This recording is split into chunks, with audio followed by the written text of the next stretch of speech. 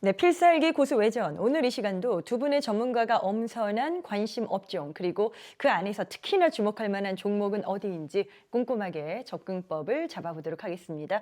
자, 먼저 김진 전문가와 함께 하도록 할 텐데요. 오늘의 업종부터 공개하도록 하죠. 자, 오늘 준비하신 업종은 반도체입니다.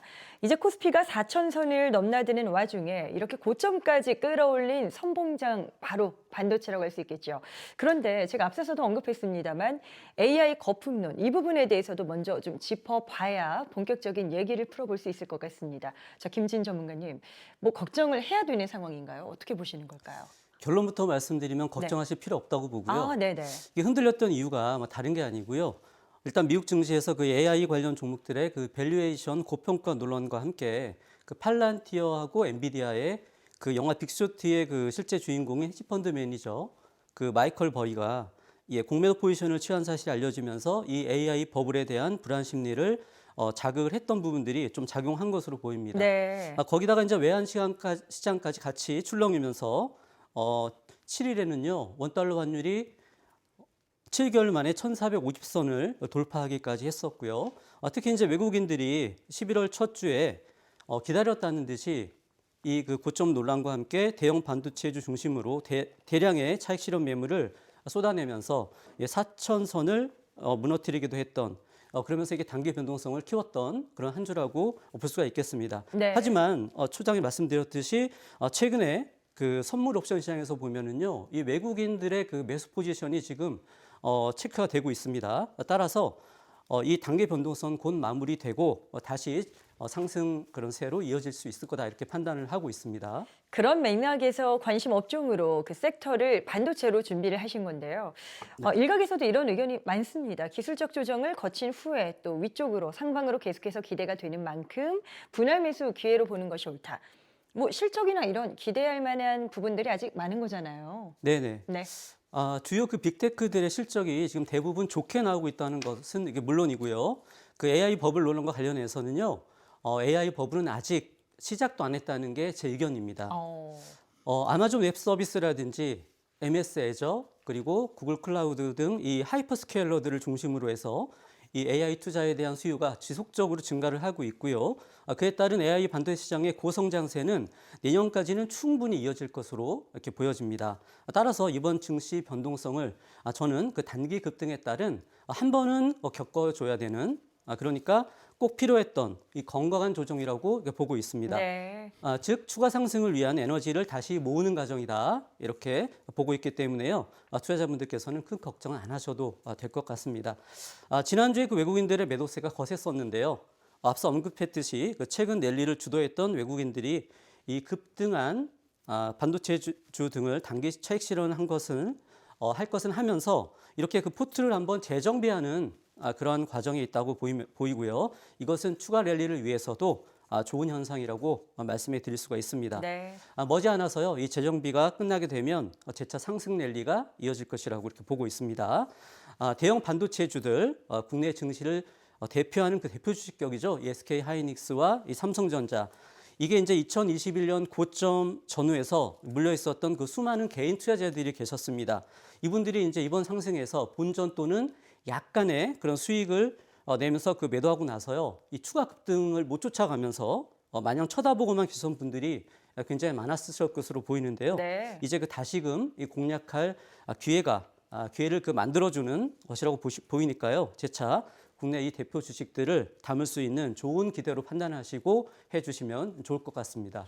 또 다른 이슈도 한 가지 여쭤보고 싶은 게 최근에 이제 반도체가 살짝 출렁였었던 그 과정에는 트럼프 미 대통령의 발언도 있었습니다. 네. 최근 엔비디아의 최첨단 칩을 이제 다른 나라에 공급하지 않겠다라는 발언이 있었어요. 이게 동맹국까지 포함해서.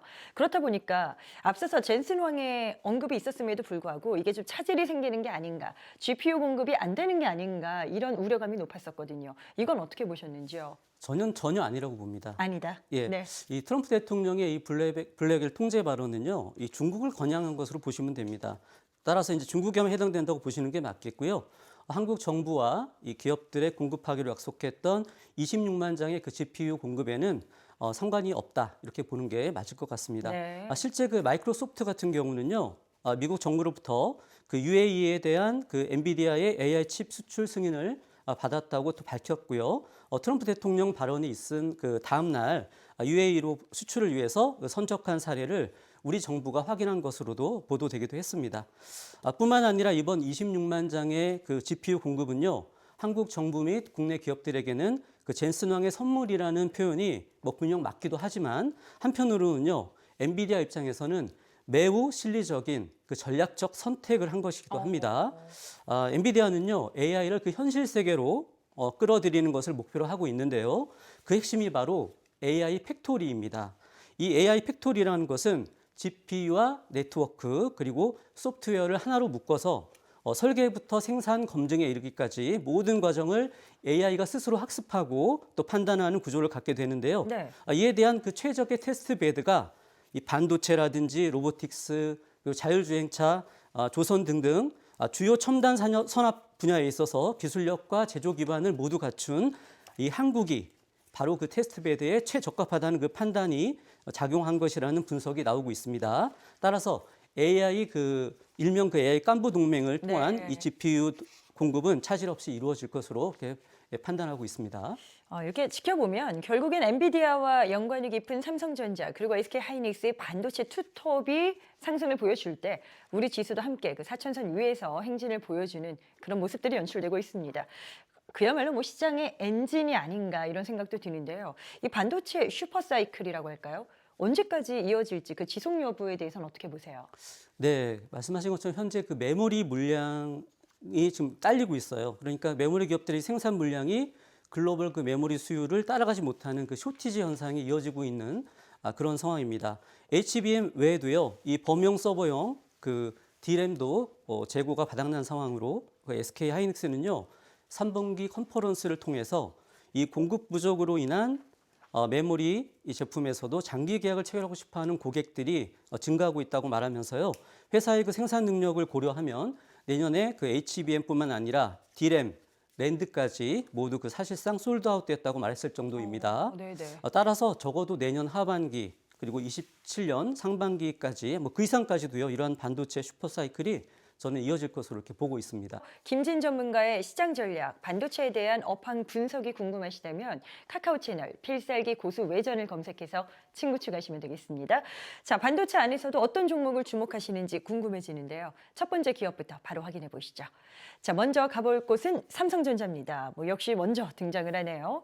사상 처음 11만 원을 돌파하면서 사상 최고가를 경신했었고요. 이제는 10만 원에 안착을 할 것인가? 여기에 이제 또 많은 관심이 모아지고 있습니다.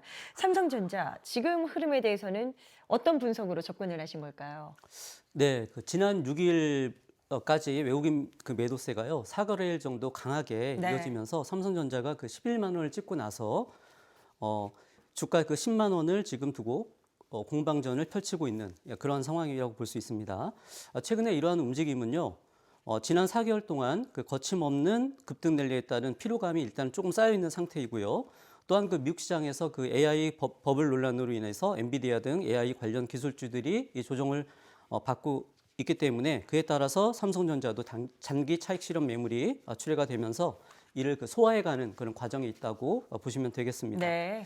사실 그 10만 원이라는 가격이 상징적인 의미는 있지만 실질적인 의미는 사실 크게 없는 것으로 보는 게 맞는데요. 네네. 그것보다 이제 중요한 것은 이 삼성전자의 주가 상승을 뒷받침했던 여러 가지 근거들, 뭐 이를테면 테슬라와의 23조 원 규모의 파운드리 공급 계약이라든지 또 최근에 그 AI 칩 생산 예정인 부분들, 그 차세대 아이폰 칩에 대한 공급 계약, 그리고 스타게이트 프로젝트의 메모리 공급 MOU, 그리고 HBM3 퀄테스트 통과 및 HBM4에 대한 그 공급 확정, 뭐 이런 등등과 함께 또한 그 범용 메모리 반도체 가격의 급등 등에 따른 실적 개선 흐름이 전혀 훼손되지가 않았다는 점입니다.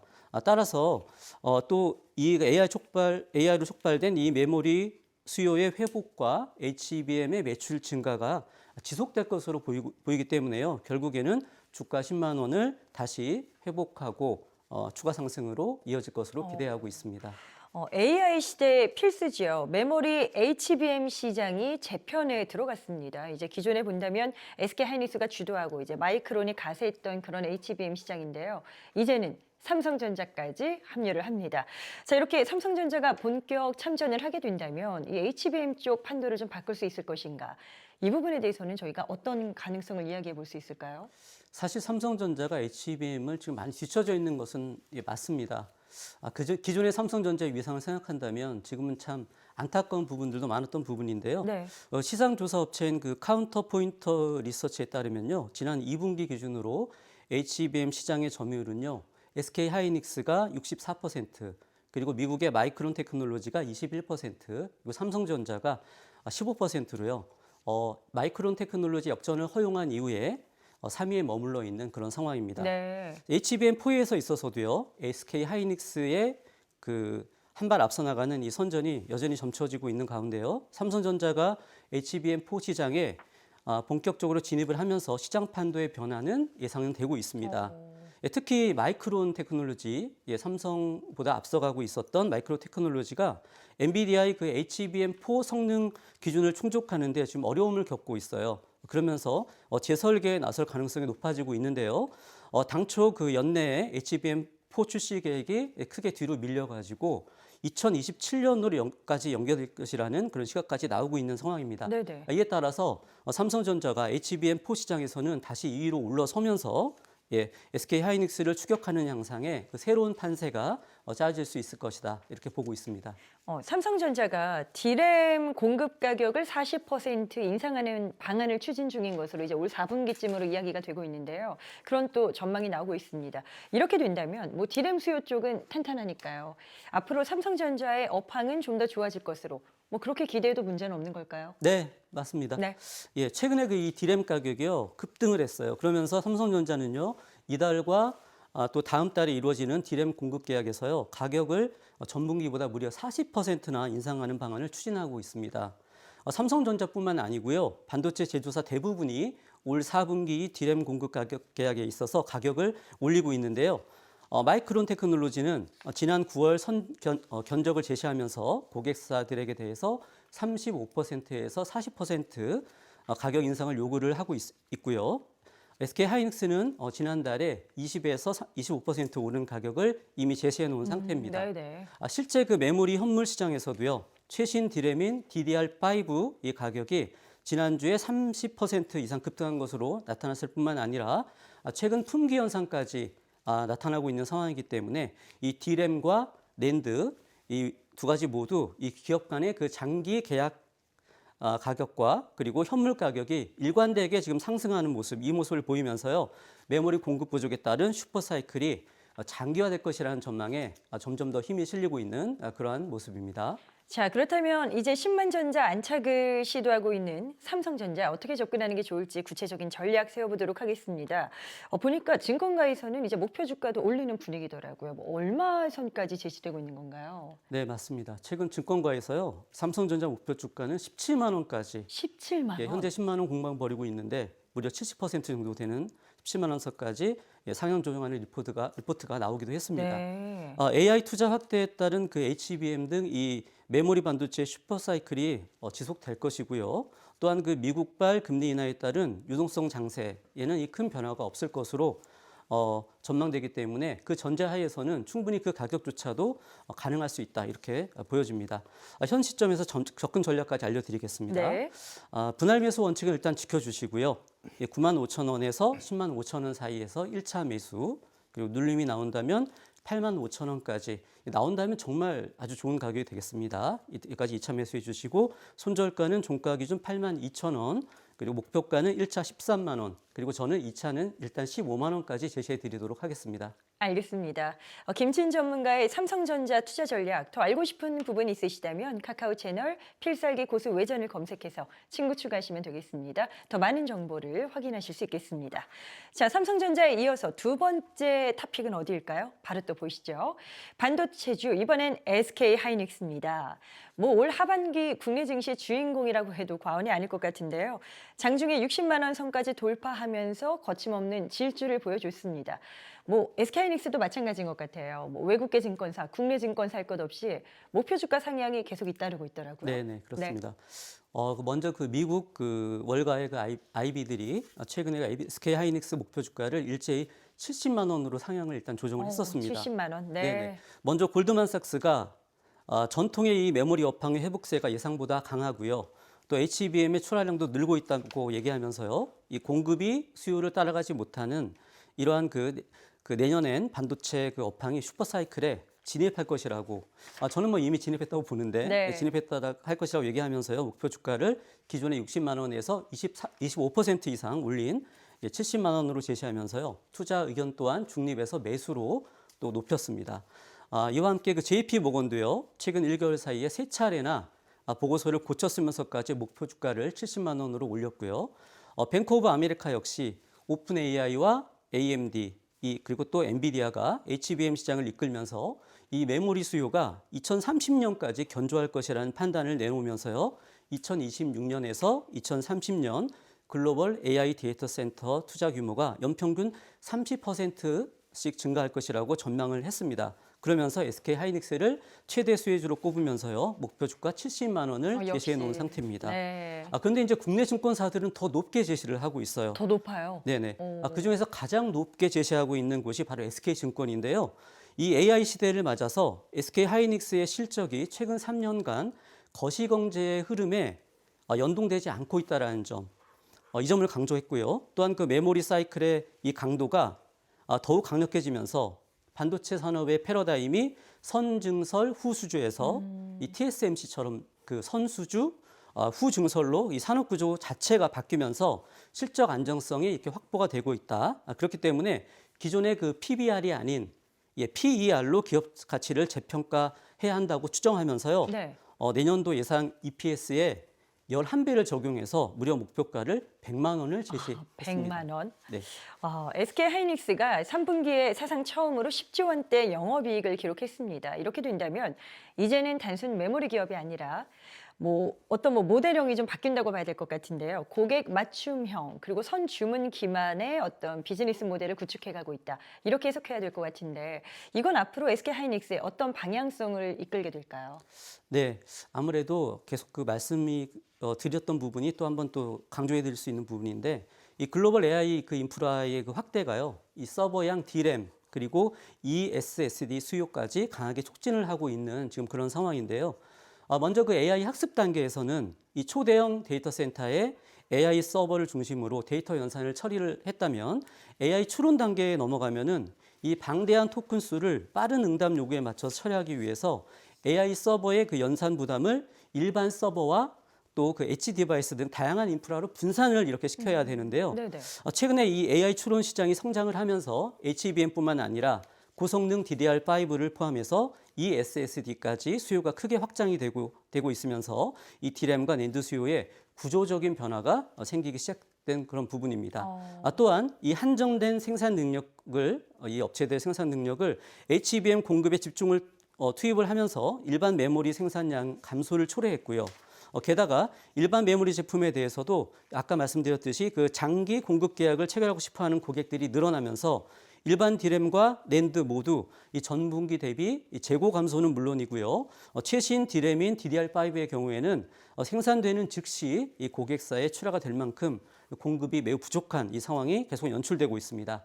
즉 이러한 구조적인 변화에 따라서 이번 메모리 슈퍼사이클은 1, 2년 동안 과거에 그 짧게 지속됐던 것과 달리 장기간 이어질 수 있을 것으로 그렇게 판단되고 있습니다. 최근에 낸드 분야의 동향들을 살펴보면 AI용 초고성능 메모리라고 할 수 있겠죠. HBF 개발 경쟁이 치열해지고 있습니다. 지금 보니까 최근에 SK하이닉스도 입장이 있었어요. HBF를 적용한 차세대 AI 낸드를 준비 중이다. 이렇게 밝혔는데 앞으로 이쪽 시장이 정말 본격적으로 개화가 된다면 과연 또 SK하이닉스가 그 어떤 입지를 보여줄까? 정말 선봉장에 설 수 있을 것인가? 이런 부분들도 기대가 됩니다. 어떤 판단이 맞을까요? 예, 기대가 많이 되는 부분이 맞습니다. 네.